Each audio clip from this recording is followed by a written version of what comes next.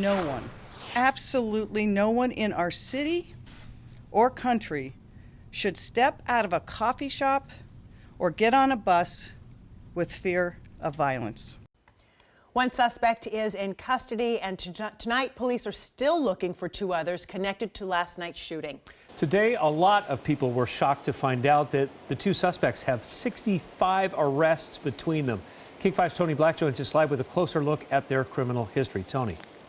Yeah, when you hear that number and then factor in that they were both just 24 years old, it can be a little alarming. Now, many of their crimes were gross misdemeanors, and the criminal justice system makes it difficult to keep them in custody for too long.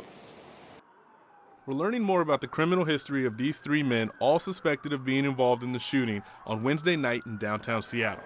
Two of the suspects, 24-year-olds Marquise Latrell Tolbert and William Ray Tolliver, remain on the loose, while another man, 21-year-old James Lionel Jackson, was arrested after he went to Harborview to be treated after being shot. Previous court records state all the men have ties to gangs in the area. The gang unit detectives who were on scene did an initial review of the videos, and they recognized one of the subjects who was in front of that McDonald's as a person that they'd had contact with previously. Jackson is a two-time convicted felon for robberies in 2012.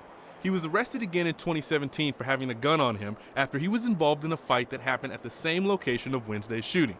In that case, he was sentenced to 4 months of work release. Tolbert has been arrested 21 times in Washington state and was convicted in 2019 for 3 felonies, including robbery, eluding police, and possessing a stolen car. He also has 12 gross misdemeanor convictions, ranging from harassment to firing a gun. Tolliver, meanwhile, has 44 arrests on his record. He has 1 felony conviction for possession of a firearm and 12 gross misdemeanors. Both Tolbert and Tolliver were charged in the same drive-by shooting in July 2018 in Kent. City Attorney Pete Holmes says he understands the public's frustration with how individuals with multiple arrests, including felony convictions as recent as a year ago, could be back on the street. For misdemeanors, there are no life sentences. And when someone embarks on a career of misdemeanor crime, we do what we can with the tools we have available. As a mayor and as a mother and as a former prosecutor, and as someone who cares about community, nobody in this community wants those people on the street. And we've got to find a way to end the violence on both ends. Now again, at this hour, those 2 suspects, Tolliver and Tolbert, remain on the loose. Seattle police consider them armed and dangerous. If you have any information about those 2 or any information about the shooting itself, they are asking that you call their tip line at the number on your screen. It's 206-233-5000. Here in Seattle, I'm Tony Black, King 5 News.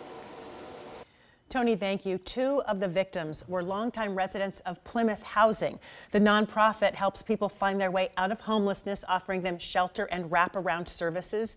The woman who died lived at the agency's Humphrey House in downtown Seattle for many years. Another woman is still hospitalized in serious condition at Harborview. Plymouth Housing's CEO Paul Lambros said in a statement today, "Our hearts go out to the families, friends, and neighbors of all the victims. We are providing support to our staff, residents, and community partners during this very difficult time."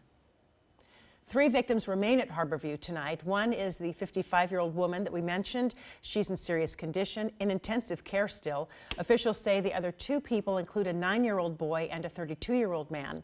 Both are in satisfactory condition. 4 men have been discharged, including Jamel Jackson. That man is under arrest. Governor Jay Inslee talked about the shooting today. He says solutions are needed to help reduce gun violence in the state. I think that we've known there's multiple things we need to do to reduce gun violence in the state of Washington, not just one thing. We know that we have to have a vigorous law enforcement response, which I'm confident we will in this particular case. We know that we have to keep guns out of the hands of people who should not have them.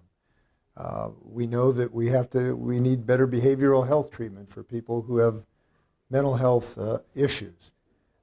We know there's some common sense gun legislation. Meantime, the Downtown Seattle Association plans to hold a gathering tomorrow morning to voice concerns about the shooting. It's called Enough is Enough. It starts at 10:30 a.m. at Westlake Park.